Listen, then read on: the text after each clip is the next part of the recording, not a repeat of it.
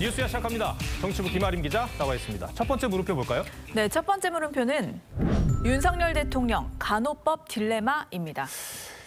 양곡법에 이어서 지금 간호법도 여야의 대치가 심한 상황인데, 근데 윤석열 대통령이 이 간호법에 대해서도 거부권을 고민하고 있습니까? 네, 윤석열 대통령은 지난해 대선 당시에 간호협회 간담회에서 간호법 관련 발언을 한 적이 있는데요. 윤 대통령의 당시 발언과 민주당의 주장 직접 들어보시죠. 법안이 국회로 오게 되면은 공정과 상식에 합당한 결과가 도출될 수 있도록 저희 의원님들께 잘 부탁을 드리겠습니다. 윤석열 대통령은 왜 지난 대선에서 간호법을 제정하겠다고 공약했습니까? 그저 눈앞에 표만 보고 지키지도 않을 거짓 약속을 했습니까?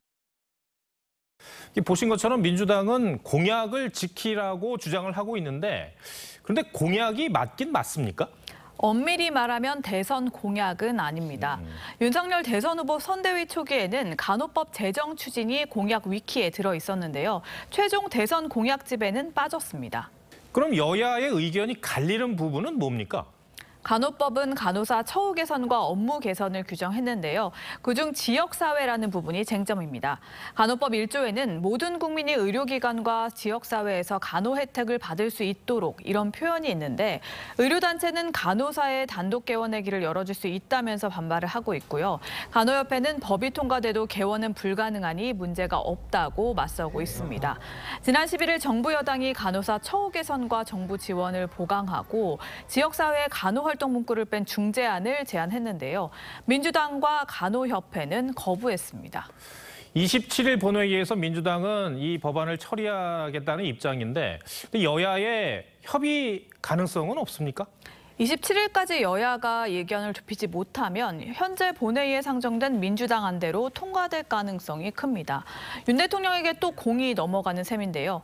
당 핵심 관계자는 TV조선과의 통화에서 거대 의석수를 무기로 쟁점 법안들을 무더기로 직회부에 통과시키면서 윤 대통령의 거부권 남발을 유도하는 정략적인 접근이라고 비판했습니다. 그러면서 돕겠다는 취지를 지킬 의사는 분명히 있지만 지금 법안을 그대로 하자는 건 과도하고 추가 협의를 하겠다고 했습니다. 네. 첫 번째 물음표 정리해볼까요? 네, 첫 번째 물음표. 윤석열 대통령 간호법 딜레마의 느낌표는 질 좋은 의료 서비스가 최우선으로 하겠습니다. 네. 여야가 간극을 좁히지 못하는 가운데 간호협회는 본회의를 반드시 통과하겠다고 주장하고 있고, 의사협회 등은 법 통과 시 파업에 나서겠다고 예고한 상황입니다. 이럴 경우 피해는 국민에게 고스란히 돌아갈 수밖에 없는 상황인데요. 정치권이나 의료계나 힘싸움은 그만하고 아파서 병원을 찾는 국민의 입장에서 한 발씩 양보하는 노력이 필요한 시점입니다. 두 번째 물음표는 뭡니까? 네, 두 번째 물음표는 홍준표 시장 해촉된 진짜 이유입니다.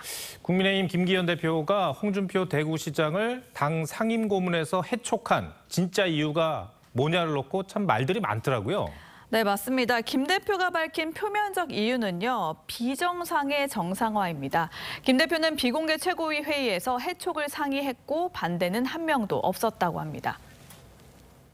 현직 지자체장으로 활동하는 이런 분은 안 계신 것이 그동안에 관리했기 때문에 그에 맞추어서 정상화시킨 겁니다. 지도력 회복하기 위한 일환으로 했다면 네, 그거 감수하겠습니다. 그런데 그런다고 지도력이 회복됩니까? 당원으로서 이 상임고문 해촉에 대한 거를 문제제기를 하실 겁니까? 어떻습니까? No. 그런 문제는 추잡스럽게 안 해. 그런데 속사정이 있습니까? 네, 먼저 이 사건은 정광훈 목사 우파 천하통일 발언을 한 김재원 최고위원을 홍 시장이 제명하자고 하면서 시작이 됐는데요. 이후 홍 시장이 전 목사에게 발목 잡힌 당이냐 이렇게 비판하자 김 대표가 지방자치 행정에만 전념했으면 좋겠다. 응수했는데요. 홍 시장이 또다시 전 목사에게 약점이라도 잡혔냐 이렇게 공개 비난하자 김 대표는 선을 넘었다고 판단했다고 합니다. 약점이 잡혔냐. 이거는 반대로 생각하면 혹시 너 정광훈한테 무슨 돈 받았냐 이렇게 뉘앙스를 받을 수밖에 없는. 그런데 두 사람의 갈등고리는 이뿐만이 아닙니다. 또 다른 일은 뭡니까? 사실은 김 대표 측은 홍 시장에게 김재원 최고위원에 대한 엄중 조치를 할 테니까 조금만 기다려달라고 요청을 했고요. 홍 시장도 알았다고 답하고서는 뒤돌아서 김 최고위원에 대한 조치가 없다며 김 대표에 대한 공개 비판을 이어갔다고 합니다. 결국 막 출범한 김기현 지도부에 대한 의도적인 흔들기라고 보고 홍 시장을 상임고문에서 해촉한 겁니다. 일각에서는 홍 시장이 TV 토론에 나가서 윤석열 대통령이 정치력이 없다고 비판한 게 직접적인 이유 아니냐, 이런 얘기도 나오던데요. 네, 그래서 제가 여러 군데 좀 취재를 해봤는데요. 네. 김 대표의 단독 결정이라고 합니다. 홍 시장이 당대표 시절에 김 대표가 대변인이었기 때문에 홍 시장이 김 대표를 아랫사람 부리듯해 기강 잡기에 나섰다는 시각도 있습니다.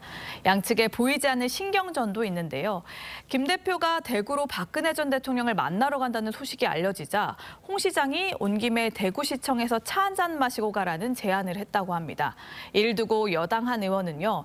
마치 자신에게 대표가 굽히는 모양새를 연출하려 한 것이 아니냐 이렇게 지적을 했습니다. 네.